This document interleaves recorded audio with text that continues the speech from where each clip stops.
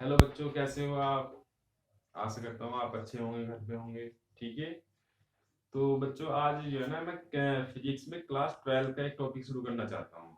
ठीक है। ये टॉपिक है electric field due to a uniformly charge thin spherical shell. Actually मेरे पास एक स्फेरिकल सेल है, वो थिन स्फेरिकल सेल है, कुछ इस तरीके का। ठीक है। ये स्फेरिकल सेल है और इस पे जो है ना, हमको इलेक्ट्रिक फील्ड, इस पे ये चार्ज डिस्ट्रीब्यूटेड है। ये बच्चों, ये चार्ज डिस्ट्रीब्यूटेड है। और ये चार्ज डिस्ट्रीब्यूटेड है इस पे, इसके कारण हमको जो है ना, यहाँ पे बाहर, यहाँ पे हमें इलेक्ट्रिक फील्ड इंटेंसिटी कैलकुलेट करनी है।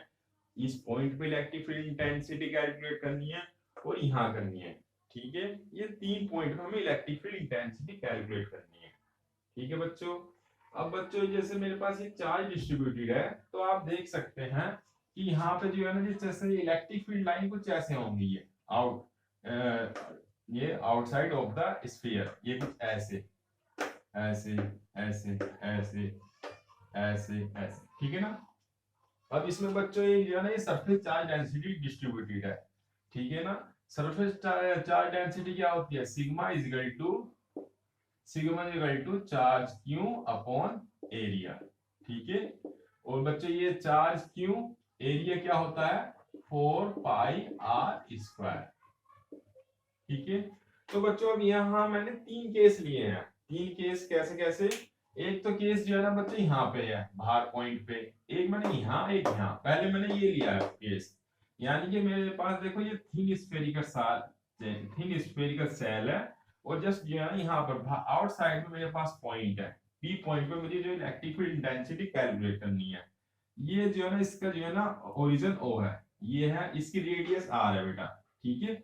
और ये जो रेडियस जो आउटसाइड पे है, ये जो है आउटसाइड किस पे मेरे पास रेडियस है, डिस्टेंस आर।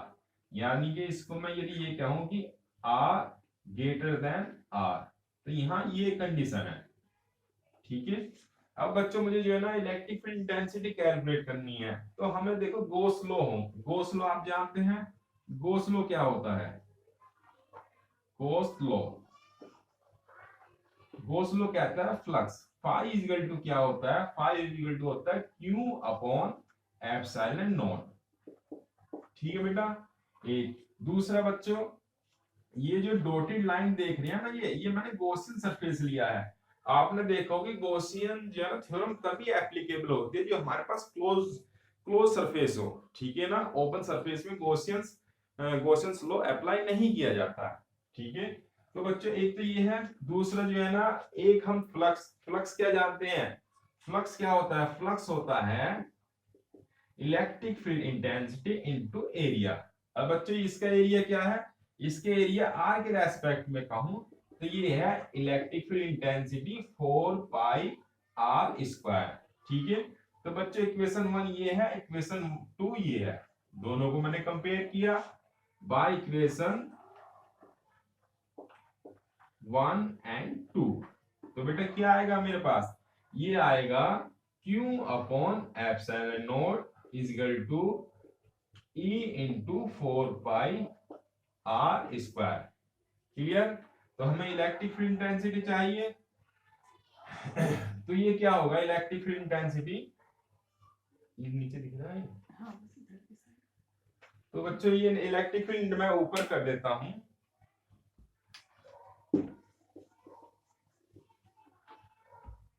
इसको बच्चों, मैं इसको ऊपर यहां सोल्व कर देता हूं। ये, तो बच्चों, ये क्या होगा मेरे पास? ये होगा Q upon epsilon not E into 4 pi r square. ठीक है। तो भाई E की वैल्यू क्या होगी? E की वैल्यू होगी मेरे पास, भाई ये इधर चला गया, Q upon epsilon not into 1 upon 4 pi r square. ठीक है। तो बच्चे, ये क्या रिलेशन आया? ये रिलेशन आया मेरे पास, वही सीधा सा बात है, constant 1/4 pi epsilon not Q upon r square.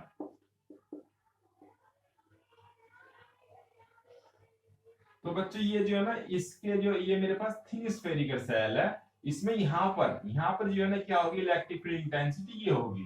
Clear? और ये आर जो है ना, ये वाली ये डिस्टेंस है, यहां से लेके यहां तक की डिस्टेंस है आर। अब बच्चों अब दूसरा केस आता है कि भाई मेरे पास यहाँ पे ना हो के यहाँ पे हो, मेरे पास जो है ना क्या हो, मेरे पास जो है ना इलेक्ट्रिक फील्ड इंटेंसिटी मैं यहाँ कैलकुलेट करना चाहता हूँ। तो मैंने केस सेकंड ऑलरेडी लिखा हुआ है, ठीक है। When point P lies on the spherical shell, तो भाई जब यहाँ पे स्फेरिकल सेल्स पे है तो क्या होगा, सीधी सी बात है भाई, ये मेरे पास जो यहाँ पे जो ये आर है कैपिटल आर हो जाएगी, ठीक। तो बच्चे ये क्या होगा मेरे पास, ये सीधी सी बात तो यही होगा, E is equal to 1 upon 4 pi epsilon naught Q upon R square, ठीक है।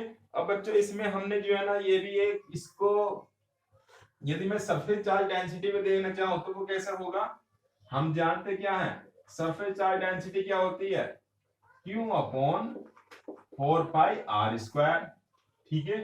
तो बच्चों ये क्या होगा मेरे पास, ये 4 pi R square, 4 pi R square Q, तो भाई Q upon 4 pi R square into 1 upon epsilon note.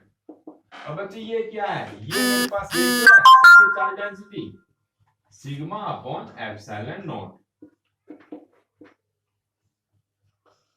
ठीक है। तो बच्चों आप इसको भी कह सकते हैं और ये भी, ये दोनों ही इसके लिए जो है ना फार्मूले हैं, ठीक है, थिन स्फेरिकल सेल के। अब नेक्स्ट बच्चों आता है केस थर्ड। केस थर्ड क्या, point P inside the shell. Suppose करो मेरे पास बच्चे जो है ना ये पॉइंट पी, ये पॉइंट पी है, यहाँ पे ये अंदर की तरफ है, ठीक है। तब क्या होगा बच्चों, ये देखते हैं। तब बच्चों ये देखो चार्ज तो यहाँ पे डिस्ट्रीब्यूटेड है, ये स्फेरिकल सेल यहाँ पे डिस्ट्रीब्यूटेड है। अब मुझे जो है ना अंदर की तरफ लेना है यहाँ, तो यहाँ बच्चों क्या चार्ज है, नहीं, यहाँ कोई चार्ज नहीं है। जब बच्चों यहाँ चार्ज नहीं है तो क्या होगा, यहाँ चार्ज जो है ना पी पॉइंट पे, एट पॉइंट पी चार्ज क्या होगा, जीरो। तो अगेन मैं गॉस थ्योरम को अप्लाई करता हूं। गॉस थ्योरम क्या होता है भाई, phi is equal to Q upon epsilon naught. और दूसरा बच्चे क्या होता है, फाई इज इक्वल टू वो electric field intensity into area. Area क्या है, 4 पाई आर स्क्वायर, दोनों को इक्वल रखता हूं मैं। तो क्या होगा भाई, ये E into 4 pi r square is equal to Q upon epsilon naught. तो भाई E की वैल्यू क्या आई, E की वैल्यू आई 1 upon 4 pi epsilon naught Q upon r square, ठीक है। लेकिन बच्चों यहाँ क्यू क्या है, क्यू तो जीरो है भाई, ये देखो ये जो है ना अंदर की साइड क्या है, जीरो है। केवल भाई चार्ज ये आउटसाइड का है, यहाँ पे अंदर की साइड में चार्ज नहीं है, तो इलेक्ट्रिक फील्ड इंटेंसिटी क्या होगी बच्चे, जीरो, ठीक है। आप क्या समझे, आपने नहीं देखा कि electric field intensity case one में मेरे पास इलेक्ट्रिक फील्ड इंटेंसिटी ये आती है, मतलब जब यहां पर है तो मेरे पास ये आए सिंपल जो फार्मूला आपने पढ़ा होगा, a constant Q by r square. दूसरा दूसरा जब पर्टिकुलर यहाँ पे आ जाता है तब क्या रहता है, तब जो है ना मेरे पास ये क्या electric field intensity constant Q upon r square, capital R, ये वाली डिस्टेंस, ठीक है। ये नेक्स्ट सपोज करो अंदर आता है, अंदर तो जीरो होता है। तो बच्चों अब जो है ना मैं इसको मैं लिखना चाहूंगा, यहीं मैं कर देता हूं।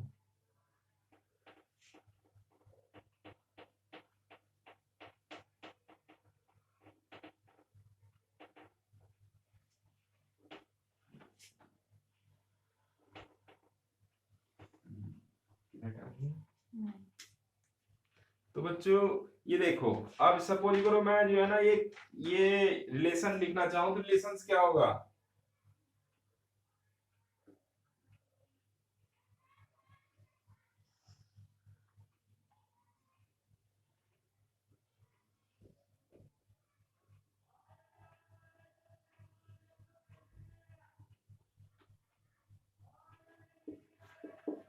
इलेक्ट्रिक फील्ड डेंसिटी और बच्चे ये है distance r, zero to are,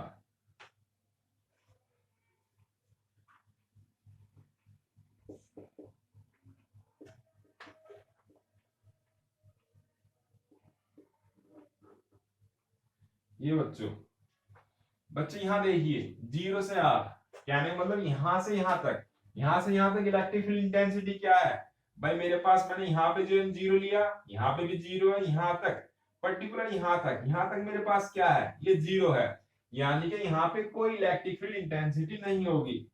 ई की वैल्यू क्या होगी बेटा, ई की वैल्यू होगी 0 यहां से यहां तक, ठीक है। अब नेक्स्ट जो है ना ये पॉइंट आर पे आते हैं। आर पे क्या थी, आर पे देखो के सेकंड का मैंने उसको जस्ट डब आउट कर दिया, कांस्टेंट उसकी वैल्यू क्या थी, यहाँ पे इस पॉइंट पे बच्चों ई की वैल्यू थी 1/4 pi epsilon naught Q upon r square. इस केस में मैंने ये कैलकुलेट करी थी। अब नेक्स्ट क्या है, थर्ड है आउटसाइड। आउटसाइड में देखिए बच्चों, आउटसाइड में ये मैंने ये यहाँ पे पॉइंट लिया था, ये वैल्यू आई थी, ये क्या है, इलेक्ट्रिक फील्ड इंटेंसिटी इसके प्रोपोर्शनल है, यानी कि इसके आर स्क्वायर के प्रोपोर्शनल, कुछ इस तरीके से।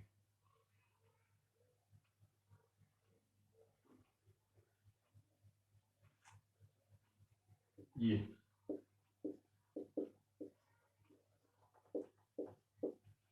ठीक है बेटा। तो ये बच्चों ये है मेरे पास electric field due to uniformly charge thin spherical cell.